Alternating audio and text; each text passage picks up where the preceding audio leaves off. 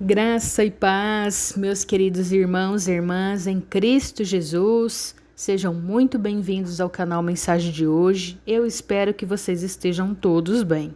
Vamos dar sequência, irmãos e irmãs, ao Evangelho segundo Marcos, do capítulo 10 ao capítulo 12. Capítulo 10. Jesus atravessa o Jordão. Levantando-se Jesus, foi dali para o território da Judéia, além do Jordão. E outra vez as multidões se reuniram junto a ele, e de novo ele as ensinava, segundo o seu costume, a questão do divórcio. E aproximando-se alguns fariseus, o experimentaram, perguntando-lhe: é lícito ao marido repudiar sua mulher? Ele lhes respondeu: que vos ordenou Moisés? Tornaram eles: Moisés permitiu lavrar carta de divórcio e repudiar. Mas Jesus lhes disse: por causa da dureza do vosso coração, ele vos deixou escrito este mandamento. Porém, desde o princípio da criação, Deus o fez, homem e mulher. Por isso, deixará o homem a seu pai e mãe e unir-se à sua mulher. E com sua mulher serão os dois uma só carne. De modo que já não são dois, mas uma só carne. Portanto, o que Deus ajuntou, não separe o homem. Em casa voltaram os discípulos a interrogá-lo sobre este assunto. E ele lhes disse: quem repudiar a sua mulher e casar com outra, comete adultério contra ela. E se ela repudiar seu marido e casar com outro, comete adultério. Jesus abençoa as crianças. Então lhes trouxeram algumas crianças para que as tocasse. Mas os discípulos os repreendiam. Jesus, porém, vendo isto, indignou-se e disse-lhes: deixai vir a mim os pequeninos, não os embaraceis, porque dos tais é o reino de Deus. Em verdade vos digo, quem não receber o reino de Deus como uma criança, de maneira nenhuma entrará nele. Então, tomando-as nos braços, e impondo-lhes as mãos, as abençoava. O jovem rico. E pondo-se Jesus a caminho, correu um homem a seu encontro, e ajoelhando-se, perguntou-lhe: bom mestre, que farei para herdar a vida eterna? Respondeu-lhe Jesus: por que me chamas bom? Ninguém é bom senão um, que é Deus. Sabes os mandamentos: não matarás, não adulterarás, não furtarás, não dirá falso testemunho, não defraudarás ninguém, honra teu pai e a tua mãe. Então ele respondeu: mestre, tudo isso tenho observado desde a minha juventude. E Jesus, fitando-o, o amou e disse: só uma coisa te falta. Vai e vende tudo o que tens, dá aos pobres e terás um tesouro no céu. Então vem e segue-me. Ele, porém, contrariado com esta palavra, retirou-se triste, porque era dono de muitas propriedades. O perigo das riquezas. Então Jesus, olhando ao redor, disse aos seus discípulos: quão dificilmente entrarão no reino de Deus os que têm riquezas. Os discípulos estranharam essas palavras, mas Jesus insistiu em dizer-lhes: filhos, quão difícil é para os que confiam nas riquezas entrar no reino de Deus. É mais fácil passar um camelo pelo fundo de uma agulha do que entrar um rico no reino de Deus. Eles ficaram sobremodo maravilhados, dizendo entre si: então quem pode ser salvo? Jesus, porém, fitando neles o olhar, diz: para os homens é impossível, contudo, não para Deus, porque para Deus tudo é possível. Então Pedro começou a dizer-lhe: eis que nós tudo deixamos e te seguimos. Tornou Jesus: em verdade vos digo, que ninguém há que tenha deixado casa, ou irmãos, ou irmãs, ou mãe, ou pai, ou filhos, ou campos, por amor de mim e por amor do Evangelho, que não receba, já no presente, o centúplo de casas, irmãos, irmãs, mães, filhos e campos, com perseguições, e no mundo por vir a vida eterna. Porém, muitos primeiros serão últimos, e os últimos primeiros. Jesus ainda outra vez prediz sua morte e ressurreição. Estavam de caminho subindo para Jerusalém, e Jesus ia adiante dos seus discípulos. Estes se admiravam e o seguiam, tomados de apreensões. E Jesus, tornando a levar à parte os 12, passou a revelar-lhes as coisas que lhe deviam sobrevir, dizendo: Eis que subimos para Jerusalém, e o Filho do Homem será entregue aos principais sacerdotes e aos escribas. Condená-lo-ão à morte e os entregarão aos gentios. Hão de escarnecê-lo, cuspir nele, açoitá-lo e matá-lo, mas, depois de 3 dias, ressuscitará. O pedido de Tiago e João. Então se aproximaram dele Tiago e João, filhos de Zebedeu, dizendo-lhes: Mestre, queremos que nos concedas o que te vamos pedir. E ele lhes perguntou: Que quereis que vos faça? Responderam-lhe: Permite-nos que na tua glória nos assentemos um à tua direita e o outro à tua esquerda. Mas Jesus lhes disse: Não sabeis o que pedis. Podeis vós beber o cálice que eu bebo ou receber o batismo com que sou batizado? Disseram-lhe: Podemos. Tornou-lhes Jesus: Bebereis o cálice que eu bebo e recebereis o batismo com que sou batizado. Quanto, porém, ao sentar-se à minha direita ou à minha esquerda, não me compete concedê-lo, porque é para aqueles a quem está preparado.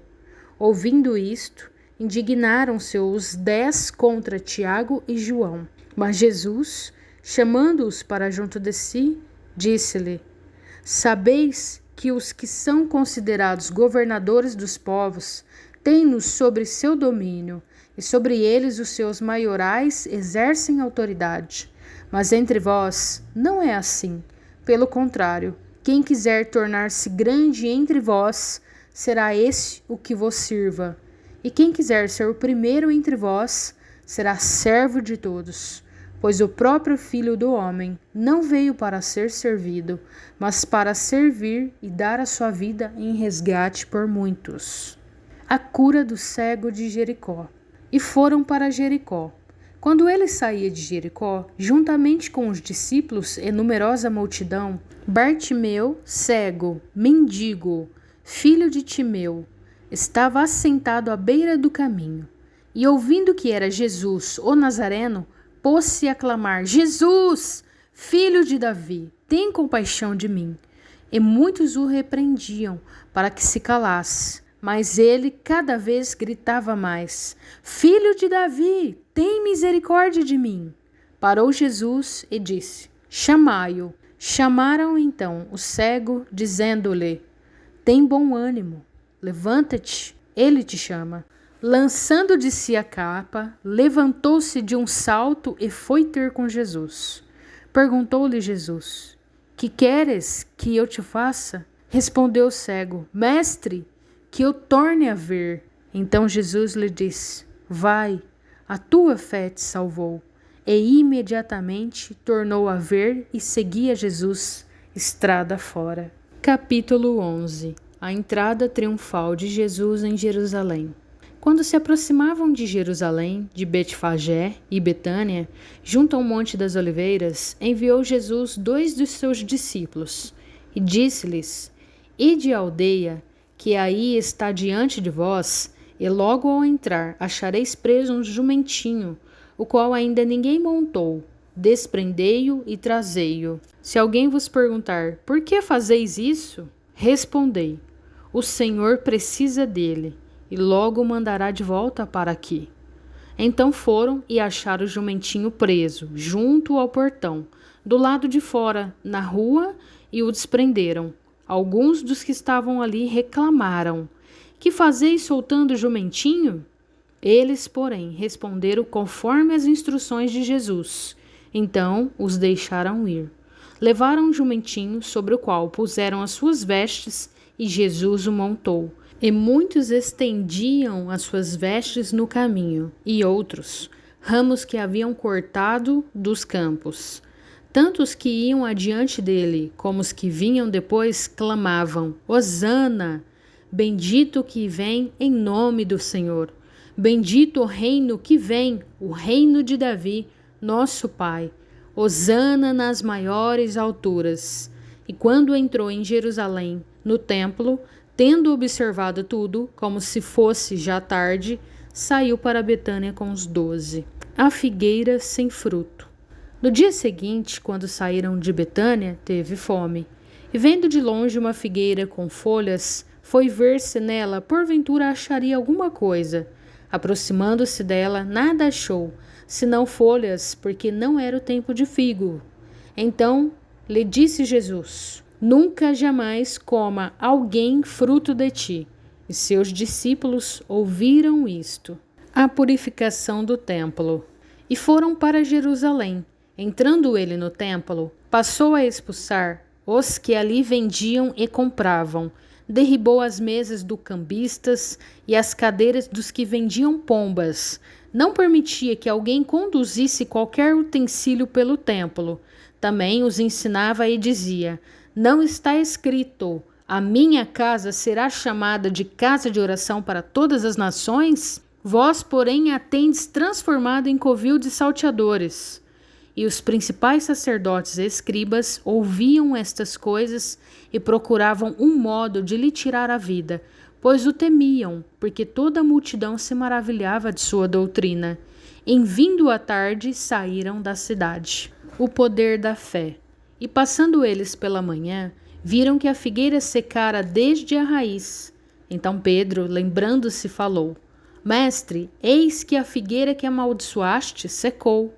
Ao que Jesus lhes disse: Tende fé em Deus, porque em verdade vos afirmo que, se alguém disser a este monte: Ergue-te e lança-te no mar, e não duvidar no seu coração, mas crer que se fará o que diz, assim será com ele. Por isso vos digo que tudo quanto em oração pedirdes, crede que recebestes, e será assim convosco.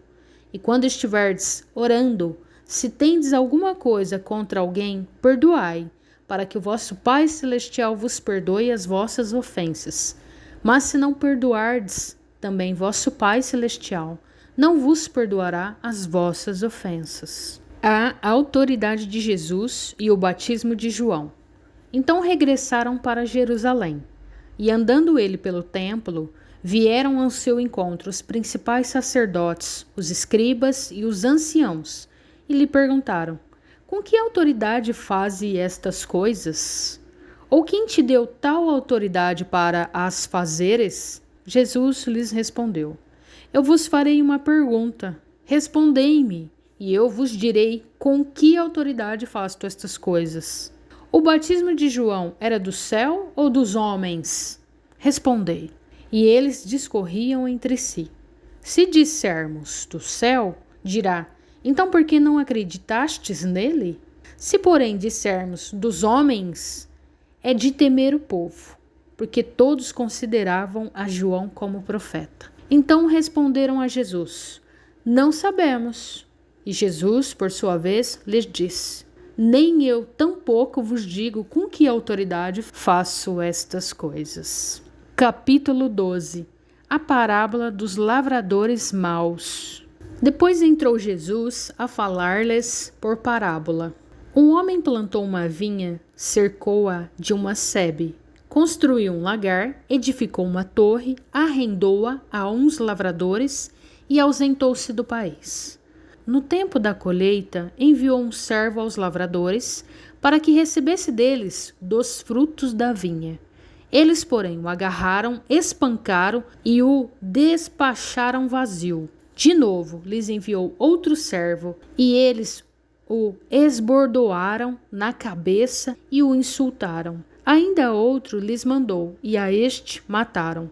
Muitos outros lhe enviou, dos quais espancaram uns e mataram outros. Restava-lhe ainda um, seu filho amado, e este lhes enviou, por fim, dizendo: Respeitarão a meu filho. Mas os tais lavradores disseram entre si: Este é o herdeiro, ora, vamos, matemo-lo, e a herança será nossa. E, agarrando-o, mataram-no e o atiraram para fora da vinha. Que fará, pois, o dono da vinha? Virá, exterminará aqueles lavradores e passará a vinha a outros. Ainda não lestes? Está na Escritura. A pedra que os construtores rejeitaram, essa veio a ser a principal pedra angular. Isto procede do Senhor, e é maravilhoso aos nossos olhos? E procuravam prendê-lo, mas temiam o povo, porque compreenderam que contra eles proferira esta parábola. Então, desistindo, retiraram-se. A questão do tributo. E enviaram-lhe alguns dos fariseus e dos herodianos, para que lhe apanhassem em alguma palavra. Chegando, disseram-lhe: Mestre, sabemos que és verdadeiro e não te importas com quem quer que seja, porque não olhas a aparência dos homens, antes, segundo a verdade, ensinas o caminho de Deus. É lícito pagar tributo a César ou não? Devemos ou não pagar? Mas Jesus, percebendo-lhes a hipocrisia, respondeu: Por que me experimentais? Trazei-me 1 denário, para que eu o veja. E eles lhe trouxeram. Perguntou-lhes: De quem é esta efígie e inscrição? Responderam: De César.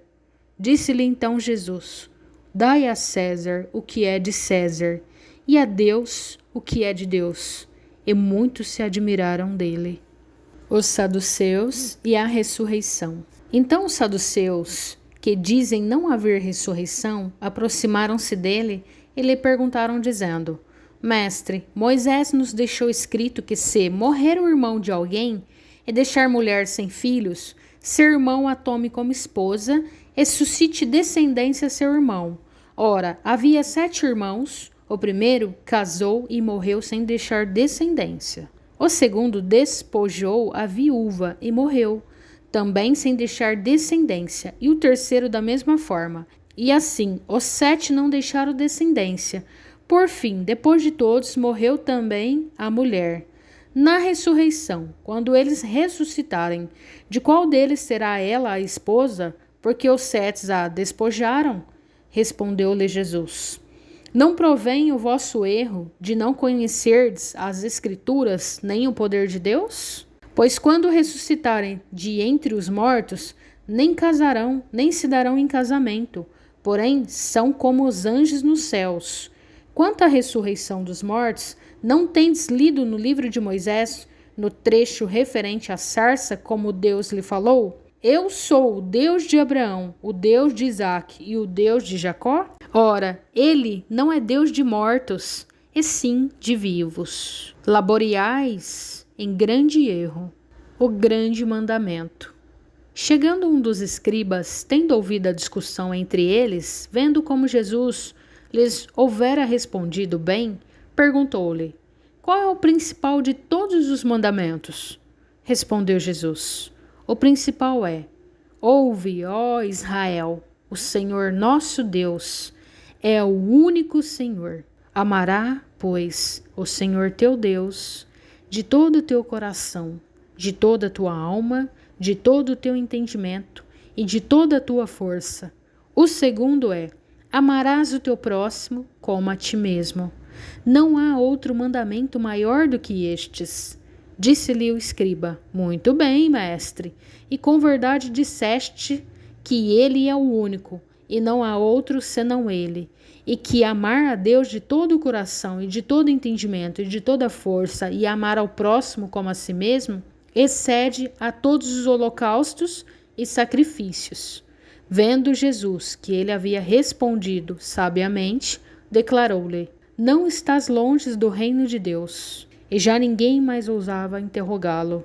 O Cristo, filho de Davi. Jesus, ensinando no templo, perguntou: Como dizem os escribas que o Cristo é filho de Davi? O próprio Davi falou pelo Espírito Santo.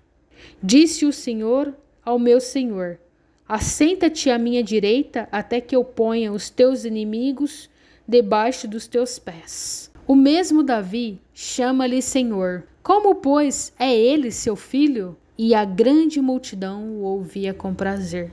Jesus censura os escribas.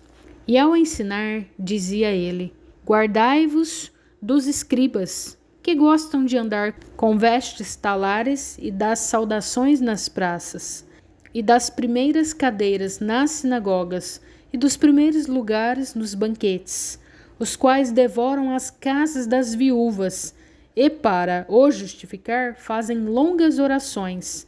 Estes sofrerão juízo mais severo. A oferta da viúva pobre. Assentado diante do gasofilácio, observava Jesus como o povo lançava ali o dinheiro. Ora, muitos ricos depositavam grandes quantias. Vindo, porém, uma viúva pobre, depositou 2 pequenas moedas correspondentes a 1 quadrante. E chamando seus discípulos, disse-lhes: Em verdade vos digo que esta viúva pobre depositou no gasofilácio mais do que fizeram todos os ofertantes, porque todos eles ofertaram do que lhes sobrava. Ela, porém, da sua pobreza, deu tudo quanto possuía, todo o seu sustento. Amém, irmãos e irmãs, glória a Deus, graças a Deus. Até os próximos capítulos. Deus te abençoe.